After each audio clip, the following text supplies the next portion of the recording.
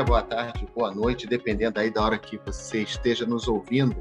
Estamos aqui de volta com a nossa série de Ouvicasts, os podcasts da Ouvidoria, que é um projeto O Ouvidor Pergunta e o Especialista Responde. Esse projeto é desenvolvido juntamente com a Escola Judicial do TRT da Primeira Região.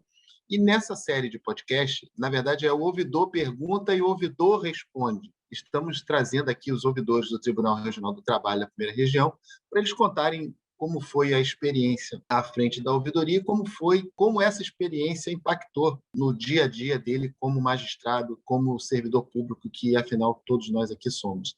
E nosso convidado de hoje é o desembargador José Nascimento Araújo Neto. Ele foi ouvidor em duas gestões, dois períodos distintos, 2007 a 2009 e depois de 2009 a 2011. Desembargador Nascimento, é um prazer e uma honra tê-lo aqui nesse nosso cantinho de podcast. Bom dia, boa tarde, boa noite. Bom, a honra é toda minha. Eu queria cumprimentar o desembargador ouvidor José Luiz, Maiara, nosso caro Jorge Fernandes, né, que está na ouvidoria atualmente, e dizer que, para mim, a ouvidoria foi uma experiência que, naquele momento, 2007, né, foi fundamental, porque eu, particularmente, já era desembargadora há 5 ou 6 anos e já guardava, talvez, uma certa nostalgia. Eu era um pouco saudoso daquele ambiente de sala de audiência em que você tem contato com partes e advogados, ouve os trabalhadores e, enfim, ouve as partes. E aquele ambiente a sala de audiência como espaço de cidadania era um ambiente que tinha ficado bem ou mal para trás na minha vida profissional no momento em que você assume, né, o segundo grau, que é uma outra experiência muito interessante também, mas, de uma certa forma, você se descola um pouco da sociedade. Ali os participantes são basicamente os desembargadores e os advogados que sobem à tribuna para produzir a sustentação oral. Então, para mim, foi muito importante reviver, né, voltar a ter aquele contato com o jurisdicionado de uma forma mais direta, mais próxima. E foi importante também, respondendo diretamente à pergunta, porque eu pude perceber melhor os mecanismos de funcionamento da administração, o que veio a se revelar bastante importante mais tarde, no futuro, quando eu assumi a vice-corregedoria e a corregedoria do tribunal, né? E integrei a administração. Foi muito importante. Nesse ponto, você fala em duas questões que são bem características da ouvidoria. Primeiro, é esse respeito ao conceito da cidadania, né, que é uma coisa muito forte e é muito ligada mesmo à ouvidoria.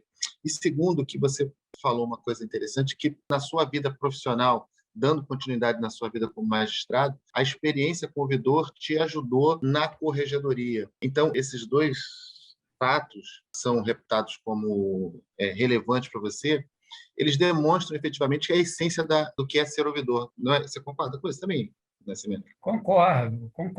A questão da cidadania é a questão central da ouvidoria, né? Quer dizer, e aqui a gente tem que contextualizar, talvez historicamente, o momento da criação da ouvidoria, que foi naquele momento, e eu participei bastante intensamente da luta pela criação da ouvidoria, era um momento em que ainda havia, mesmo entre setores democráticos do judiciário, uma certa resistência à criação da ouvidoria, porque era muito estranho. Eu me lembro de participar de assembleias da AMATRA em que se discutia o tema, e eu fazia a defesa da proposta. Quando ainda era muito incipiente essa história de ouvidoria dos tribunais. Muito incipiente, e havia um medo muito grande. vai se colocar um 0800, um telefone na mão do trabalhador para que ele possa reclamar de Sua Excelência, o juiz, ou Sua Excelência, o desembargador. Quer dizer, a magistratura tradicionalmente, o Poder Judiciário é um poder muito conservador e Exato. refratário. Naquela época, ainda era muito refratário à transparência, à prestação de contas, tá? Mas, bem ou mal, naquele momento, era um momento em que a gente estava vivendo um processo de início de democratização do Poder Judiciário, né? Perfeito. Os anos de 2003 a 2005, inclusive com quase que a ressurreição da AMB, a Associação dos Magistrados Brasileiros, o fortalecimento das AMATRAs, da ANAMATRA, né? A percepção de que havia uma necessidade de prestação de contas do Poder Judiciário junto à população. Então, todos esses aspectos foram muito discutidos à época, né? E que coincide também, Nascimento, com a própria criação, instauração do CNJ, né? Então, assim, Sim, sim. que seria uma nova forma de você abordar ou entender o Poder Judiciário através de um conselho que, naquele momento, se idealizou fosse externo. Sim, isso que o colega está colocando é fundamental e mostra que o ambiente que se respirava naquele momento, não só com o fortalecimento das associações, mas com a criação do Conselho Nacional de Justiça, que eu acho que foi em 2004. A nossa ouvidoria, embora criada em 2003, é implementada em 2005. Quer Perfeito. dizer, o contexto geral era de democratização. E eu, particularmente, junto com uma ala muito grande da magistratura, foi favorável à criação do CNJ. Eu me lembro que uma parte da magistratura adotava o discurso do quem controlará os controladores, né?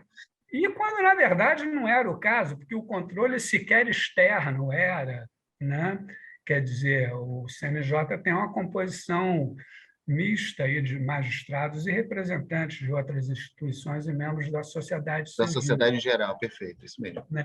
Mas é bastante. Agora, a gente não pode deixar de mencionar, não é uma coincidência o fato de que, criado em 2003, a ouvidoria implementada em 2005, porque é o primeiro governo do Partido dos Trabalhadores, é o primeiro Sim. governo Lula. Quer dizer, eu não sei se no ambiente atual, por exemplo, de uma cidadania mais rarefeita ou de menor intensidade, né, isso seria criado, né? Ou talvez de uma deturpação do conceito de cidadania, né? Que a gente acaba vivenciando hoje uma polarização e principalmente, Nascimento, em redes sociais, ataques sem a origem deles, mas de fato que eles estão aí, a sociedade, de uma certa forma, adoece um pouco também.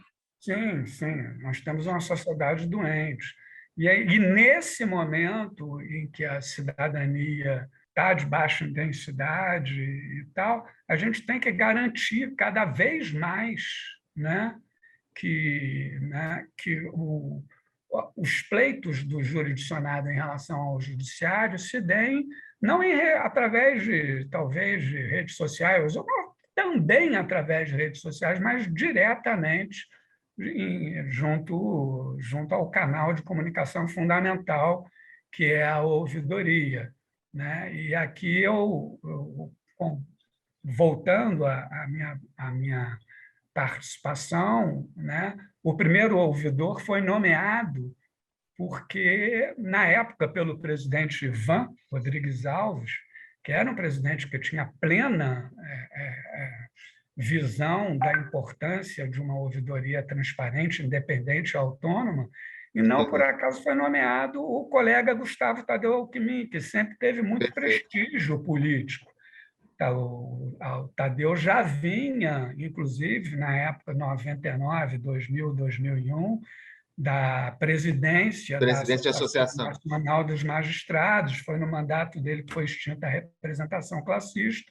Então, o Ivan achou por bem que o primeiro ouvidor fosse alguém que tivesse um prestígio político muito grande e um trânsito em Brasília. E, principalmente, que pudesse inaugurar essa nova fase do tribunal, né? Com um ouvidor. Inaugurar a nova fase do tribunal. Eu fui o segundo ouvidor já eleito, né? Fui o primeiro ouvidor Primeiro eleito eleito. e o primeiro ouvidor a exercer 2 mandatos consecutivos. Depois, eu acho que nós tivemos um longo tempo sem que isso se repetisse, agora com o colega Leonardo, Leonardo né? Pacheco. Leonardo ficou 2 gestões, e eu acredito que, pela qualidade do seu trabalho, José Luiz, você provavelmente também vai ser o terceiro homem, talvez, a pilotar. Só essa iniciativa da história da ouvidoria já é uma iniciativa que revela toda a sua percepção. Não é alguém a quem a gente precise explicar a necessidade de um judiciário transparente ou um judiciário democrático, né? Até pela sua história, né, de advocacia anterior à magistratura, advocacia na vida sindical, quer dizer, você é um desembargador que tem uma visão claríssima da necessidade de colar o judiciário cada vez mais à sociedade e democratizá-lo de uma forma radical. E Né? principalmente, Nascimento, nessa coisa do trabalho da ouvidoria, que eu acho que o que, ao fim e ao cabo, a ouvidoria nos mostra é que a gente ainda precisa perseguir aquela justiça ideal, né? Aquela justiça que entenda realmente a necessidade das partes, independentemente do lado em que elas se posicionem na mesa. O ideal, na minha concepção de ver a ouvidoria, é que a busca pelo tribunal ideal, pelo tribunal que a gente quer, passa também por ouvir as partes na ouvidoria. Sim, isso é fundamental.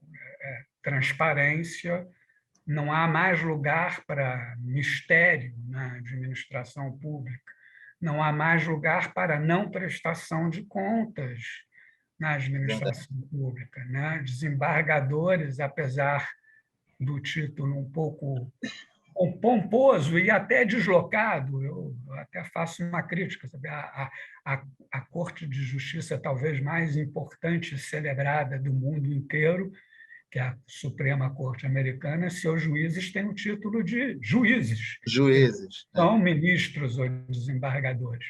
Né? Mas a nossa Corte, cada vez mais, eu acho que caminha no sentido da transparência e da prestação de contas. E aqui, viu, colega, eu não poderia deixar de, num depoimento, fazer menção rapidamente, ainda que rapidamente, àquela servidora que durante mais de 10 anos encarnou a alma e o coração da ouvidoria, que foi a servidora Janúbia Rodrigues Janúbia, da com Castro, certeza. né? Quer dizer, durante muitos anos, Janúbia fazia talvez as grandes formulações da ouvidoria e nós, ouvidores, né, dávamos o respaldo político às iniciativas dela. Depois, com a saída de Janúbia para a corregedoria, entrou o Jorge Jorge. Fernandes, também um servidor que é um vulcão em termos de formulação de propostas e enfim, acredito que seja um grande companheiro de trabalho. E tanto um quanto o outro, Nascimento, é bom que se diga, e você foi muito feliz nessa abordagem, eles ajudaram a construir a ouvidoria que hoje nós conhecemos. Muito mais do que o papel dos ouvidores, porque o dia a dia, a mesma vivência, a experiência da prática, né, do cotidiano, eles é que nos mostram mais do que a gente mostra para eles, se é que eu posso dizer dessa maneira. Sem dúvida. São 2 servidores excepcionais que têm uma veia democrática fortíssima, o sangue democrático correndo nas veias de uma forma muito forte, e que eu acho que deveriam ser mencionados inevitavelmente. A ouvidoria dificilmente seria o que é hoje em dia sem a participação de ambos e de outros, que agora eu me esqueço, mas Felipe, né? Felipe também, Dinabra, enfim, temos um quadro bom, felizmente, de servidores que nos auxiliam muito. Nascimento, a gente aqui, infelizmente, a gente é escravo do tempo, o papo está agradabilíssimo, a conversa é boa, assim, é bom contar a história do tribunal, é bom contar o que aconteceu, que muitas pessoas acabam não tendo a noção de como tudo foi nos primórdios. Né? Eu acho que essa conversa aqui contigo resgatou muito do início da ouvidoria, o contextualizar um cenário político, né, pré-ouvidoria no TRT do Rio de Janeiro. Enfim, mas o tempo nos diz que precisamos encerrar, mas eu não queria encerrar sem antes deixar você aí fazer suas considerações finais e, mais uma vez, agradecer por dedicar aqui um pouco mais do seu tempo a nós da ouvidoria. Para mim foi um prazer, né? Quer dizer, a luta pela ouvidoria, inclusive durante muitos anos, eu me lembro, eu conversava com Janúbia, a nossa ouvidoria era, de longe, a melhor ouvidoria da Justiça do Trabalho em todo o país e registrava um número de atendimentos que não só era maior que o número de atendimentos das ouvidorias de qualquer outro regional, como era superior, inclusive, ao número de atendimentos da ouvidoria do Tribunal Superior do Trabalho. Quer dizer, era uma ouvidoria com um canal tão aberto e que funcionava como uma usina de reprodução de queixas, lamentos e elogios de uma forma tão aberta à sociedade carioca que nós éramos, sem dúvida, e acho que devemos continuar sendo. Ainda é assim, ainda é. Ainda é, não é? Ainda. Então, vida longa à ouvidoria do Tribunal Regional do Trabalho do Rio de Janeiro.